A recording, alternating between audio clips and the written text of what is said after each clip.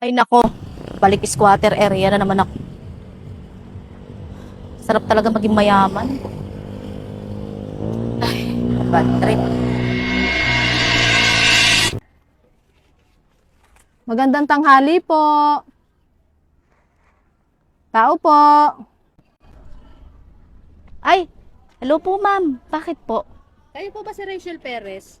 Opo. Ate, ako po yun sa 4P sa Tawid Gutom Program. Isa po kayo sa nakapasa sa interviewin ko. Talaga ma'am, yung sa porpis po. Eto ma'am, upuan. Upo po muna kayo. Tensya na po sa bahay namin ma'am. Ate, ako pala si Cristel Misiano, taga 4P Tawid Gutom Program. Meron po akong itatanong lang sa inyo na kaunti.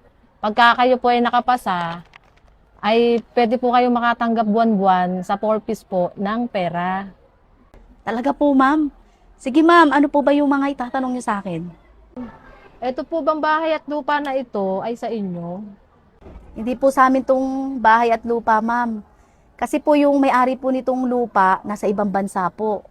Ang sabi po kasi sa amin, magtayo daw po kami ng bahay hanggat hindi pa daw po sila nakakauwi. May ilan pa ako mga katanungan, Rachel. Ilan ang anak mo? Opo ma'am, may isa po akong anak, babae po. Wala po siya rito ngayon ma'am kasi po pumasok.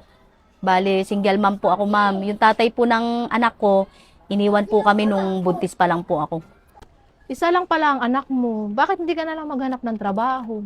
Ma'am, hindi po kasi ako nakapagtapos ng pag-aaral eh. Grade 3 lang po kasi yung natapos ko. Kaya nga po ang hanap buhay ko ngayon, pangangalakal. Minsan nga po kasama ko yung anak ko mangalakal.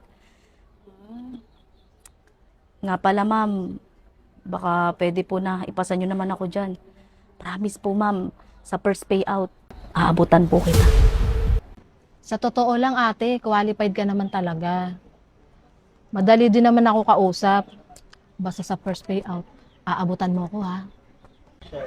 Opo ma'am, basta sa first payout ko, aabutan agad kita. Ito na yung ATM mo. Kada katapusan, magkakaroon niya ng laman.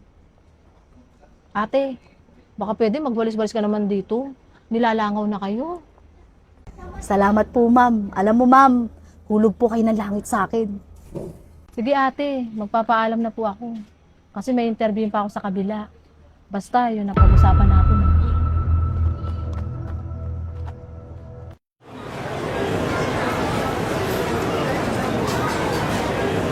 Game. O, kaya din. Walang mabagal magtantos, ha?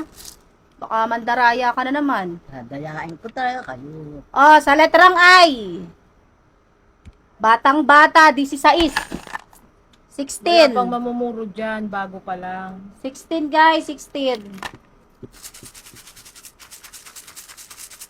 Tuktok bingo lang ba ito? 16. Oo, Pituhan bingguhan. ba? Oo, bingo pito to.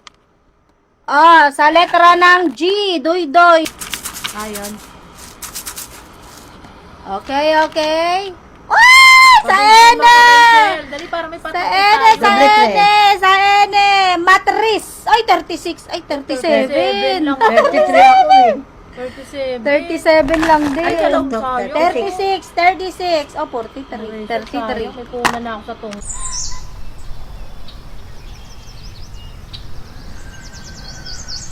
Tao po. Tao po. Sir, kayo po ba si Eman De Leon? May kaunting katanungan lang po ako mula sa 4Ps Tawid Gutom Program. Opo, ako po si Emmanuel De Leon po. Pasok po kayo. Ito po. Sir Eman, ulitin ko lang po pala ulit. Ako po si Cristel Misiano, taga 4Ps Tawid Gutom Program.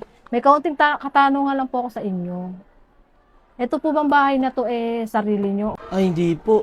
Sa totoo lang po, nakikitira lang po kami dito sa bahay na to. Yung may-ari po kasi nito, kinakapatid ko po, nag-ibang bansa na po siya. Kaya nakiusap ako na dito na lang po ako tumira. Kasama nung anak ko kasi dito po siya nag-aaral. Ay sir, hindi po kayo ma-approve dito sa 4Ps Tawid Gutom Program. Kasi meron po pala kayong kamag-anak sa abroad. Ang kinukuha po namin dito, yung mahirap at talagang walang-wala. Ma'am, paano po kaya yun?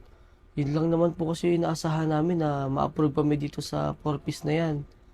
Yung kamag-anak po na sinasabi ko sa inyo, simulat sa pool, hindi naman po kami tinutulungan nun. Pinatira lang po kami dito sa bahay na to kasi ayaw lang po niya mabulok. Pero, ma'am, maniwala kayo. Pati pambayad dito ng kuryente o tubig, wala po talaga binibigay yun. Kaya nga po, nangangalakal lang po talaga kami. May anak din po ako nag-aaral. Sana ma-approve naman ako, ma'am. Oh. Eh sir, hindi talaga kita pwedeng ipasa. Kasi hindi ka talaga qualified dito sa 4-piece. Kasi pag pinasa kita rito, ako po yung malilintikan dito. Baka mapagalitan po ako. Kaya pasensya na po kayo. Sige po, dyan na po kayo sir. Mauna na ako. Salamat na lang po.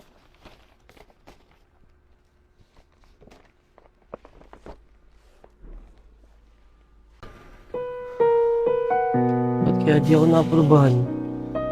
Araw-araw naman ako nangunguha ng kalakal kay Kapitan eh. Sabi niya, ilalakad daw niya ako para makapasa ako. Paano yun? Pang araw-araw namin pambaon niya ayon sa eskwelahan.